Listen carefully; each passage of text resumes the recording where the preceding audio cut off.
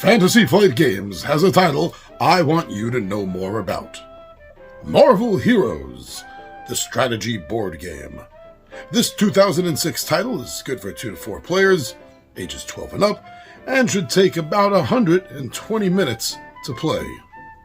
Marvel Heroes is a game set in the Marvel Universe for 2 to 4 players, with plenty of opportunities for cooperative and competition between the superheroes controlled by the players.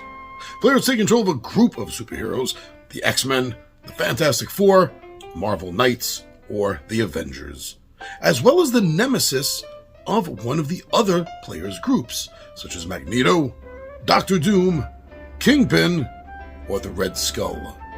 During the game, each player finds allies, enemies, and power-ups, and face the menacing supervillains controlled by the other players. High-quality plastic figures of many of the major Marvel superheroes, including Spider-Man, the Fantastic Four, and the X-Men, as well as the Nemesis characters, are included in the game. Each character featured in the game is represented by a detailed 40mm plastic figure and an accompanying character card describing the character's special abilities.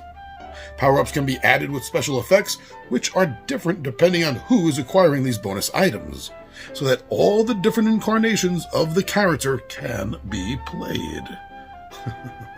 So that there is the little description given by the publisher, and I gotta say, I find it very exciting. It just really kind of grabs your attention, especially if you're a Marvel fan like me.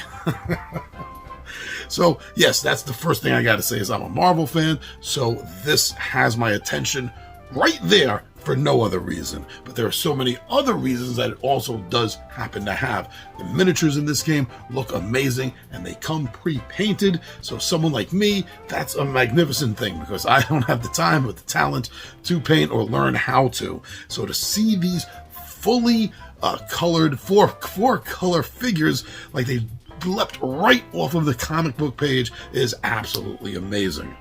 Now, everything I've read about this game, there's a lot of features about it that also have me excited, besides the fact that it's just a Marvel game. Or is it just a Marvel game? So there's little downtime. From what I've been reading, there's little downtime after your player turn is over, because villain cards are going to be played by every player around the table on each turn except the active player whose turn it is. So this is a way to keep all the players around the table engaged during pretty much the entire course of the game, eliminating most of, if not all, of the player downtime, and that is very exciting. Now, there are tons of variables that are brought through so many villain and hero combinations when you're fighting in the board on the game, especially in a 4-player match, that this has a high replayability. Everything I've read, everyone is saying the same thing about replayability, that it is right out the window. There's almost never going to be situations that you're going to find not only the same, but you're not even going to find situations that kind of remind you of the last time you played. And that's another thing I'm really loving about this game, is the amount of replayability all these variables are going to bring to the table. Now, I did mention how everyone is talking about this being a 4-player game at its best, and you usually don't hear that. When you see a player count in a game, 2 to 4 players, 3 to 5 players, or whatever, usually the higher end is where things start to slow down, mainly because of player downtime. So the more players you have, the longer and longer and longer it is before you get to go again, and that brings boredom.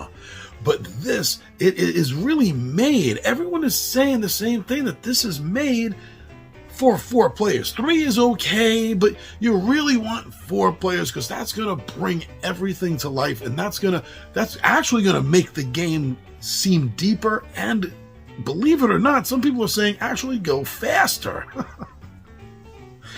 Now, looking at the rules, and again, what others who have played the game have said about it, it seems to me that this game is bringing a fair mix of both strategy and luck, where you're going to have your plan, and that plan is probably going to be changing several times during the course of the game.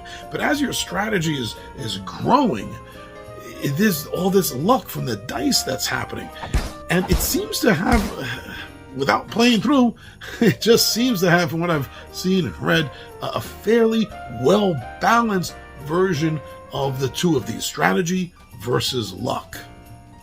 Another thing that interests me about this is these story cards that they're talking about, how it seems to bring the game to life in a comic book sense, giving you these background incidences that are happening, making it seem more like a written story instead of just a plain slugfest that so many games can just delve and dive and develop into, when there should be a little bit more meat there for story and concept and painting the story in your mind through the imagination that's happening on the table in front of you. And that these story cards that they introduced into the game do just that. They make it seem more like you are in a comic book, like you are part of the comic book story as it's unfolding around you during the course of the board game.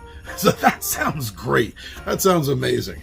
But yeah, so that is what I've seen, what I've read about Marvel Hero Strategy board game, Fantasy Flight Games, and everything about this 2009 title has me so damn excited that I know that it's on my radar and I've got to get it to the table. And I wanted to talk about it now and let you all know about it for the December edition of Gaming Radar. So please go out and get more information. And if you're a Marvel fan, I think, like me, you're going to determine that you got to get your hands on Marvel Heroes Strategy board game.